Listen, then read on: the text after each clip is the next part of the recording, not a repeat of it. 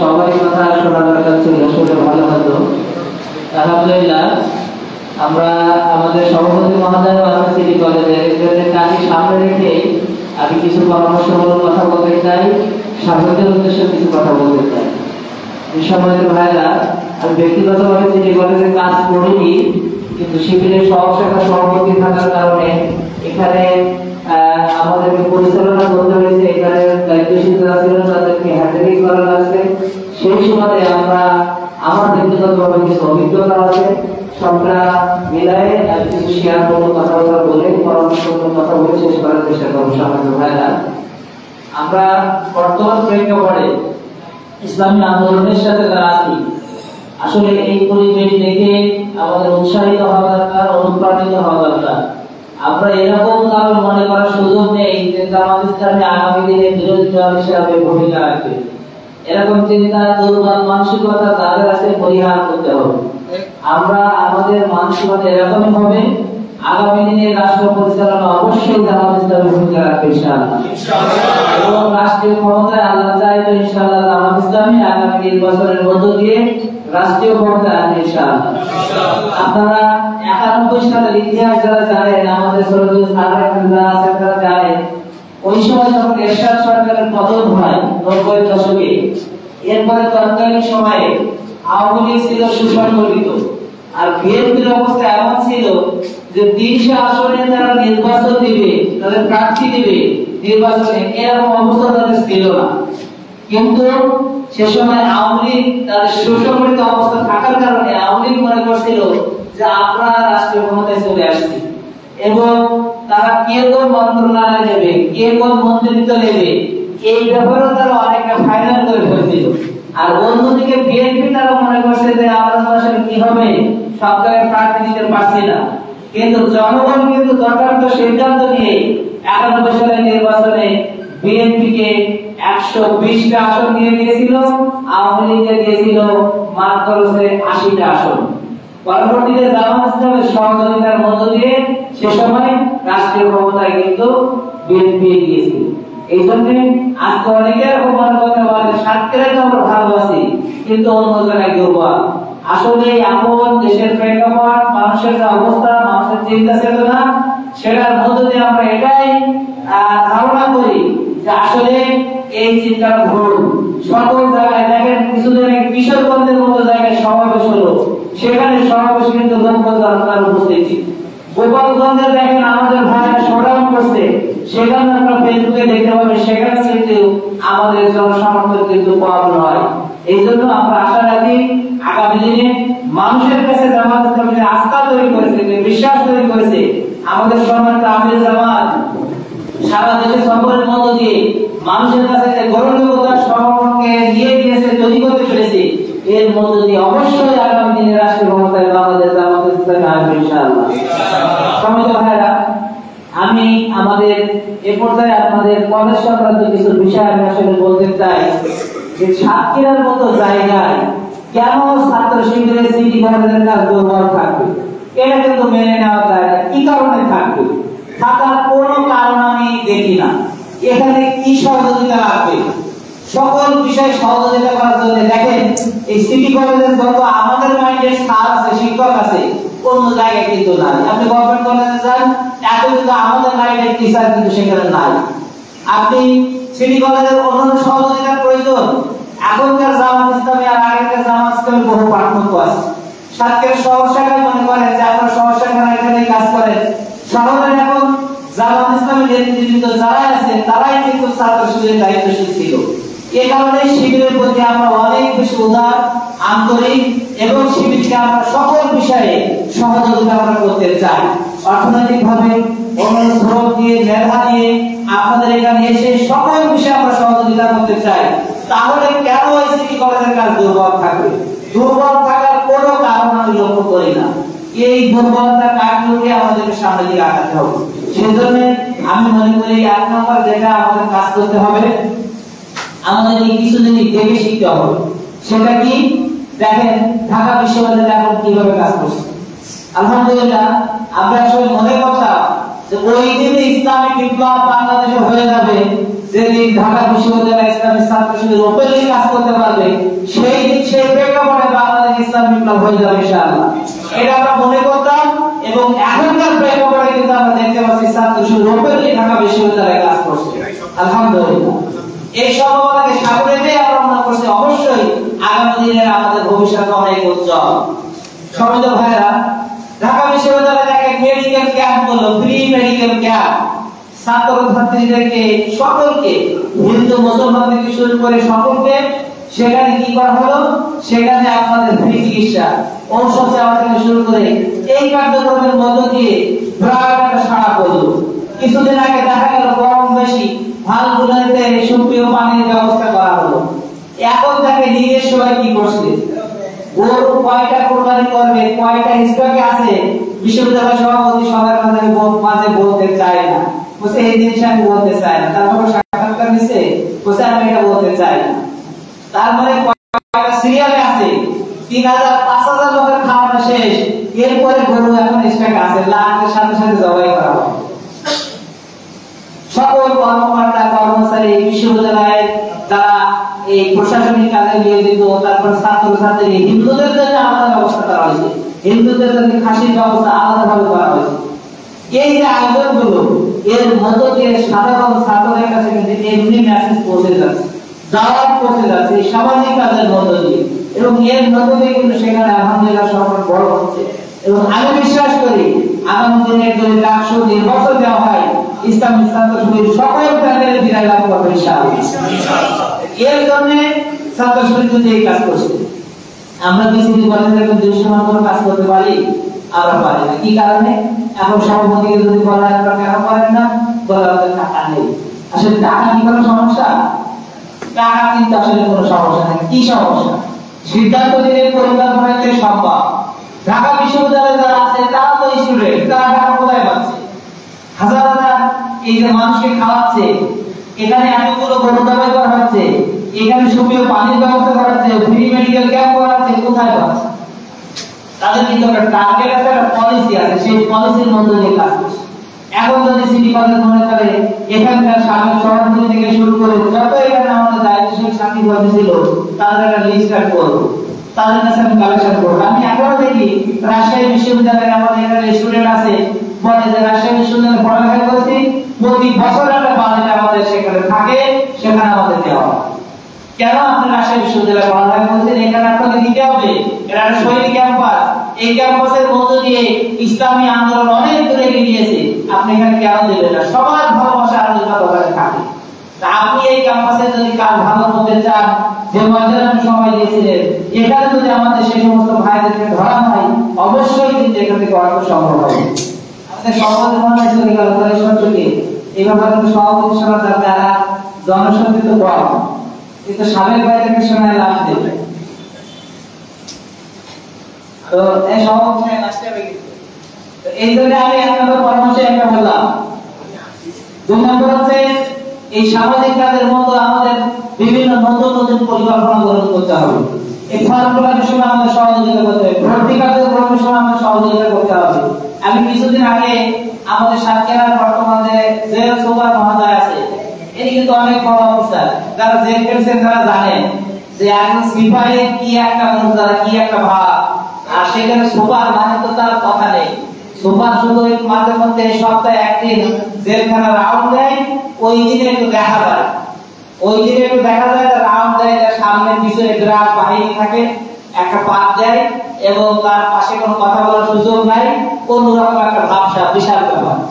এই ব্যক্তির কাছে কিছুদিন আগে আমি সাক্ষাতে গেলাম, তারপরে বলছে ভাই আমি চট্টগ্রাম বিশ্ববিদ্যালয়ের স্টুডেন্ট ছিলাম, আমি খুবই একটা দরিদ্র দরিদ্র ফ্যামিলির একজন মানে ছেলে, আমার পরীক্ষার সময় আমি ফর্ম ফিল আপ করবো এই সুযোগ আমার ছিল না, আমার কোনো টাকা ছিল না। কিন্তু আলহামদুলিল্লাহ বিশ্ববিদ্যালয়ে যে ছাত্র শিবিরের ভাইয়েরা তারা কোথা থেকে টাকা পয়সা জোগাড় করে এনে আমার ফর্ম ফিল আপ তারা সব কাজ করে দিল, আবার টাকাও দিল, দিয়ে আমাকে সহযোগিতা করে আমার ফর্ম ফিল আপ করানোর ব্যবস্থা করলো। পরবর্তীতে আমি বিসিএস দিয়ে এই চাকরিটা আমি পেয়েছি। এই ব্যক্তি বলছে যে আমি শিবিরের সাথে ওইভাবে জড়িত ছিলাম না, কিন্তু শিবির আমাকে যা সহযোগিতা করছে, যে হেল্প করছে, এটা আমার আজীবন মনে থাকবে। সেই মনে এই আওয়ামী দুঃসময়ে আমি যেখানে কাজ করেছি, আমি ছাত্র শিবিরকে পাইলে, জামাত ইসলামীকে পাইলে, আমি অন্যভাবে জেলখানায় তাদেরকে দেখার চেষ্টা করেছি। আলহামদুলিল্লাহ। এই যে কাজ হয়তো পরিপূর্ণভাবে তারা আমাদের সাথে না আসতে পারলেও তারা দেখবেন যে এই সহযোগিতার কারণে একটা পর্যায়ে তারা কিন্তু এরকম জায়গায় চলে যায়। কিছুদিন আগে একজন এমবিবিএস ডাক্তারকে পাইলাম, সে হঠাৎ করে তার একটা মোটরসাইকেল নিয়ে আসছে, আবার সাথে 10,000 টাকা নিয়ে আসছে, নিয়ে এসে বলছে ভাই আমি মোটরসাইকেলটা আপনাদেরকে দিতে চাই, 10,000 টাকা দিতে চাই। মোটরসাইকেলটা নিয়ে আসছিলাম, ট্যাঙ্কি খালি করে নিয়ে আসি, ট্যাঙ্কি ফুল করে নিয়ে আসছি। উদ্দেশ্য হচ্ছে আমি খুবই ভালো দরিদ্র ছিলাম, সে সময় ছাত্র শিবির আমাকে খুব বেশি সহযোগিতা করছে। এই সহযোগিতার মধ্যে একটা পর্যায়ে আমি শিবিরের সাথী হয়ে গেছি। আমি যখন বরিশাল মেডিকেল সায়েন্স শিবিরের সাথী হয়ে গেছি, তা আমি আসলে সংগঠনকে সেভাবে কিছু দিতে পারিনি। তা অনেক বিবেকের কারণে কিছুই করতে পারলাম না এখনো পর্যন্ত। আমি সময়মতো আমি বিসিএস দিয়ে আমি ট্যাঙ্কি কাজ শুরু করছি, কিছু করতে পারিনি। আমি এখন এই সামান্য হাতিয়া উপর আপনাদের কাছে নিয়ে আসছি। তার কাছে কিন্তু কালেকশন করা লাগেনি, সে নিজে কিন্তু নিয়ে এসে আমাদের কাছে জমা দিচ্ছে। এই যে অবস্থা, কিছুদিন আগে আরেকজন এমবিবিএস ডাক্তারকে পেলাম, সে ডাক্তার মহোদয় কর্মী ছিলেন আমাদের, বলতে শিবিরের সাথে আমাদের সম্পর্ক ছিল, ভালোবাসার খাতিরে আমি একটা মোটরসাইকেল দিতে চাই। আমি বললাম যে সেখানে আমি আরো কিছু ক্লাস করে আমি একটা অন্য গাড়ি দিতে চাই। বলছেন না, আমার এই গাড়ি যেটা দিচ্ছি এখানে আমি তার ক্লাস করে আমার সবের ভাগিদার আর কাউকে বলাতে চাই না।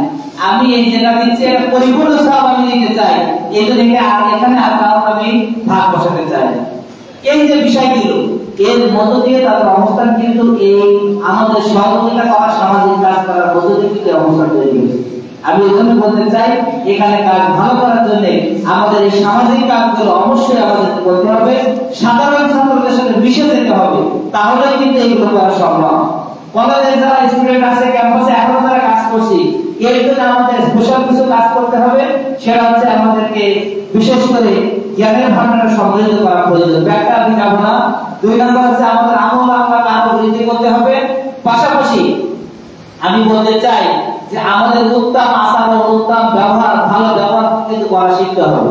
আপনি এখানে কলেজের ক্যাম্পাসে আপনি বড় ভাই, আপনি দায়িত্বশীল, ছোট ভাইরা যখন আসবে তাদের সাথে ভালো ব্যবহার করে যখন কথা বলবেন, আপনি কোনো সহযোগিতা করতে পারবেন না। আপনি এখানে মাস্টার্সে পড়েন কিংবা অনার্স ফাইনাল ইয়ার পড়েন, আপনি শিবিরের দায়িত্বশীল, আপনি যখন নতুন একজন নবীন ছাত্র ভর্তি হচ্ছে তাকে যখন সালাম দিয়ে আপনি করে কথা বলে আপনার সুন্দর ব্যবহার দিয়ে কথা বলবেন, দেখবেন অন্য কোনো সহযোগিতা করতে পারেনি, এই ব্যবহারে একটা ছাত্র আকৃষ্ট হয়ে এই সংগঠনে যোগদান করবেন। আমরা কিন্তু সেই কাজ করার চেষ্টা করি। অন্য সংগঠন কি তাই করে? ওই যে দুই কামাই করে বিভিন্ন ভাষায় কথা বলে তারা কেমন কাজ শুরু করে, তার মধ্যে দিয়ে কিন্তু তারা সংগঠনে আসতে চায় না, মিশে নিয়ে এগুলো যোগ করে নিয়ে যায়। এই জন্য আমাদেরকে এইভাবে করার চেষ্টা করতে হবে। এরপরে এই ক্যাম্পাসে যারা কাজ করব তাদেরকে এমন মানসিকতা তৈরি করতে হবে যে শহীদার জজবা নিয়েই আমাদের ক্যাম্পাসে আসতে হবে। ক্যাম্পাসে ঢুকবো, চিন্তা করতে হবে আন্দোলনে কাজ করতে যে আমরা শহীদার জন্য উত্তম জায়গা আছে ক্যাম্পাস গুলো, এখানে শহীদার জজবা নিয়ে ক্যাম্পাসে যাবো, তাহলে কিন্তু এই কাজগুলো করা সম্ভব। এই জন্য আমাদেরকে এই মানসিকতা নিয়েই আমাদের কাজ করতে হবে। এরপর আমি বলতে চাই দায়িত্বশীলদেরকে মেজ বেশি করে নিতে হবে। এই কলেজে কোনো হল নাই, যদি এখানে যদি শিবিরের আন্ডারে 5টা মেজ থাকতো, এই 5টা মেজে এক এক মেজে 50 জন করে স্টুডেন্ট রাখা যেত, 250 ছাত্র যদি কলেজ সভাপতি মনে করে যে আমার 250 ছাত্রের স্টাফ থাকবে, তাহলে কিন্তু এটা সম্ভব। এবং এই দেশের মধ্যে যারাই ওঠে তারা কিন্তু এই দিনেই সংগঠনের সাথে হয়ে যায়। গতকালকে তারাতে আমি পুনর্বলে গেছিলাম, জগন্নাথ বিশ্ববিদ্যালয়ের দায়িত্বশীল আমাদের সদস্য যিনি কেন্দ্রীয় এই যে ছাত্র আন্দোলনের সমন্বয়ক, জগন্নাথ বিশ্ববিদ্যালয় শাখার দায়িত্ব তার সমন্বয়কে ছিল, এই ব্যক্তিগত বক্তব্যের মধ্য দিয়ে বলতেছে যে জগন্নাথ বিশ্ববিদ্যালয়ে কোনো হল নাই। আমি বাড়ি থেকে গিয়েছি, যাওয়ার পরে বিভিন্ন জায়গায় বুঝতেছি কোথাও উঠতে উঠতে উঠে পড়লাম শিবিরের কাছে। আমি জানি না এটা শিবিরের কাজ, উঠার 1 সপ্তাহের মধ্যে আমি বুঝে ফেলেছি যে এটা কাদের কাজ।